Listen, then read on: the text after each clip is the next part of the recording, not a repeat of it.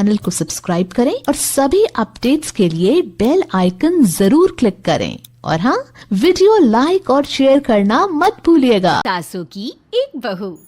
बलविंदर की पहली बीवी को बच्चा ना होने के कारण वो दूसरी शादी करता है, लेकिन जब दूसरी शादी से भी बच्चा नहीं होता तो वो तीसरी शादी करता है, और तीसरी शादी करने के बाद भी जब उसे संतान का सुख प्राप्त नहीं होता तो वो डॉक्टर को दिखाता है। और फिर बलविंदर जी, दोष आपकी बीवियों में नहीं, आप में है। आप में ही कुछ मेडिकल रीजंस की कमियां हैं जिनके कारण आप कभी भी किसी बच्चे के बाप नहीं बन सकते। अरे बाप रे, ये तो घोर समस्या हो गई। एक बच्चे का बाप बनने का मेरा सपना था और आज वही चूर चूर हो गया। 3 बीवियों में पहली बीवी इंद्राणी, दूसरी बीवी सुधा और तीसरी बीवी कलावती। मुझे एक माँ बनने का सौभाग्य प्राप्त करना है। मुझे भी, इसीलिए तो मैंने शादी की थी। अरे लेकिन अब किसे पता था कि हमारे पतिदेव में ही कमी होगी। अब हम क्या करें? हम एक बच्चे को गोद लेते हैं।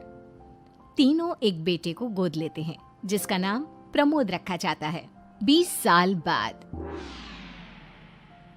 अब तीनों भी बूढ़ी हो चुकी होती हैं। बलविंदर भी बूढ़ा हो चुका था। प्रमोद एक अच्छी नौकरी करता है। उसकी शादी की उम्र हो चुकी थी, इसलिए तीनों माएं प्रमोद की शादी पाखी नाम की एक लड़की से करा देते हैं। शादी के बाद बहू पाखी की पहली रसोई की रस्म की बारी आती है। मेरी प्रिय 3 सासू माओ, आज मेरी पहली रसोई है। बताइए क्या बनाऊं? क्या पसंद है आप तीनों को? बहू तू ना कढ़ाई पनीर, सूजी का हलवा और पुदीने की चटनी बना दे। अरे नहीं नहीं, ये क्या पसंद है? अरे पाखी बहू, तू छोले भटूरे, सरसों दा साग और मक्के दी रोटी बना, और पंजाबी लस्सी भी बना दे। ओफो, सच में मेरी सौतन हो, खाने के मामले में तुम्हारा टेस्ट और चॉइस दोनों भी बकवास है। बहू, नॉर्मल सिंपल सात्विक भोजन बना दो और हलवा पूड़ी खीर का भोग चढ़ा दो भगवान को मंदिर में। अरे कैसे तुम दोनों अपनी मनमानी कर रही हो? मैं तुम दोनों से पहले आई थी बलविंदर जी के जीवन में, और तुम दोनों से उम्र में भी मैं बड़ी हूँ। इसका मतलब मैं पाखी बहू की बड़ी सास हुई? नहीं, उम्र बस एक अंक होती है। मैंने सबसे ज्यादा देखभाल की है प्रमोद की, इसलिए मैं एक सास होने का ज्यादा हक रखती हूँ। पाखी बहू, तुझे मेरी बात माननी होगी। नहीं, तू मेरी बात मानेगी। जो मैंने कहा है वही तू करेगी। नहीं, मेरी बात मानेगी वो। नहीं मेरी। तीनों सास आपस में चिल्लाने लगती है और फिर वहां पर बलविंदर और प्रमोद आ जाते हैं। अरे ये क्या बिल्लियों की तरह लड़ रही हो तुम तीनों सास? बाकी बहू को घर में आए पूरे 24 घंटे भी नहीं बीते हैं।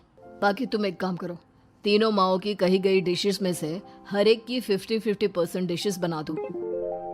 लेकिन बस, अब प्रमोद ने कह दिया सो कह दिया। तुम तीनों अब झगड़ना और बहस करना बंद कर दो। पाखी तीनों सासू की कही गई आधी आधी डिशेस बनाती है और इस तरह अपनी पहली रसोई की रस्म पूरी करती है, जिसके बाद उसकी तीनों सास उसे शगुन और नेक देती हैं। फिर एक दिन, अरे पाखी बहू, तुमने अपना सारा काम निपटा लिया है ना? तो जरा यहाँ आना। मेरे ना घुटनों की मांसपेशियों में बड़ा दर्द हो रहा है। जरा तेल या बाम से मालिश तो कर दे बेटा। तभी वहां पर इंद्राणी और कलावती भी आते हैं। पाखी बहू, चलो मेरे साथ बाजार। मुझे ना नई साड़ियाँ खरीदने हैं। तुम्हारी फैशन सेंस बहुत अच्छी है ना, इसलिए मैं चाहती हूँ कि तुम मेरे साथ चलो। अरे पर मैं यहाँ पे पहले आई, तुम्हारे साथ ही सही, लेकिन मेरी स्पीड सबसे तेज थी। पाखी बहू, मेरे कमरे की अलमारी और पर्दे साफ कर दो ना, बहुत धूल जम गई है। मुझे खांसी भी आ रही है। अरे ऐसे कैसे तुम दोनों मेरी बहू को अपने साथ ले जा सकती हो? सबसे पहले मैंने बहू को कहा है कि वो मेरे घुटनों की मालिश कर दे। अब जाओ, 1 घंटे के बाद अपनी ये फीकी शक्लें लेकर फिर से आना। सुधा मैडम, ज्यादा ना बोलो। पाखी बहू को तुम दोनों से ज्यादा नेक दिया है मैंने, इसलिए पाखी बहू तो मेरा ही काम करेगी। और वैसे भी ये सुशील सर्वगुण संपन्न बहू अपनी इस बेचारी बूढ़ी सास को खांसते हुए कैसे देख सकती है? क्यों पाखी बहू? हाँ पर नहीं पाखी बहू, तुम इन दोनों की भावनाओं के जाल में मत फंसो।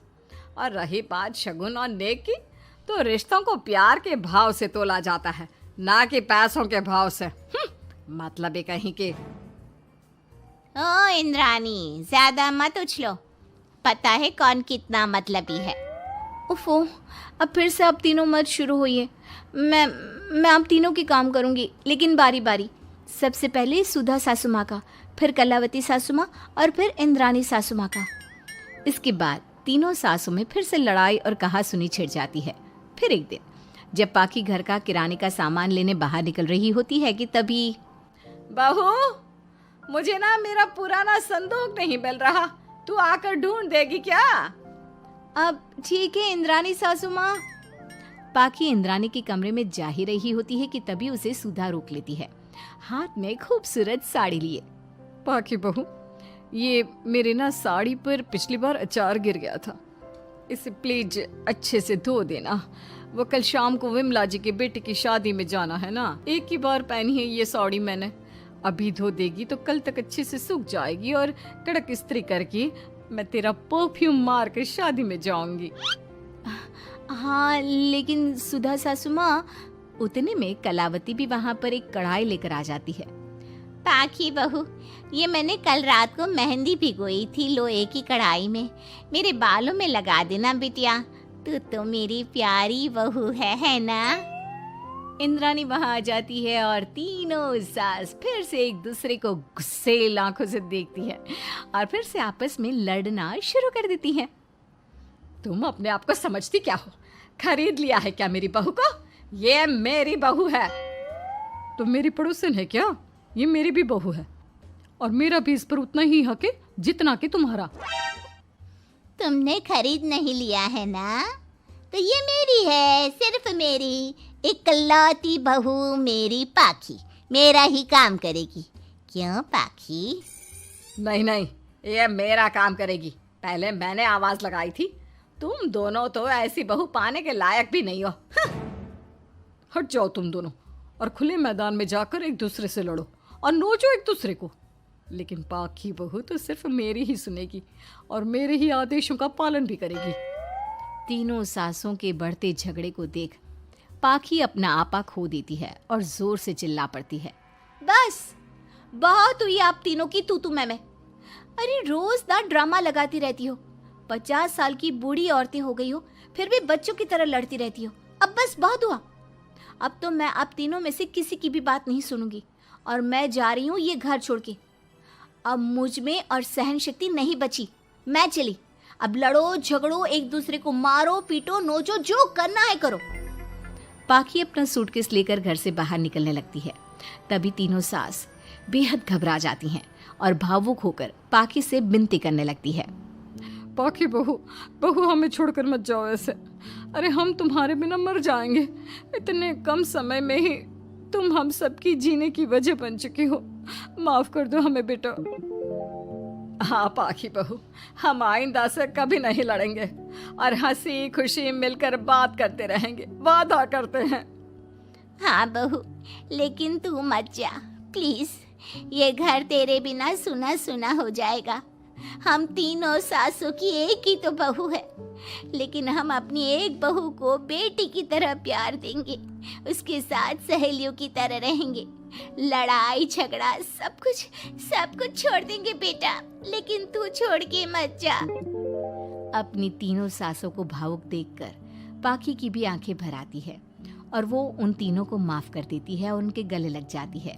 इसके बाद तीनों सास अपनी एक बहू संग खुशी से मिलजुल कर रहती हैं और आपस में जरा भी लड़ाई झगड़े नहीं करती। आपको हमारी ये कहानी पसंद आई होगी। कृपया हमारे चैनल को सब्सक्राइब करें और सभी अपडेट्स के लिए बेल आइकन जरूर क्लिक करें। और हाँ, वीडियो लाइक और शेयर करना मत भूलिएगा। Bye bye.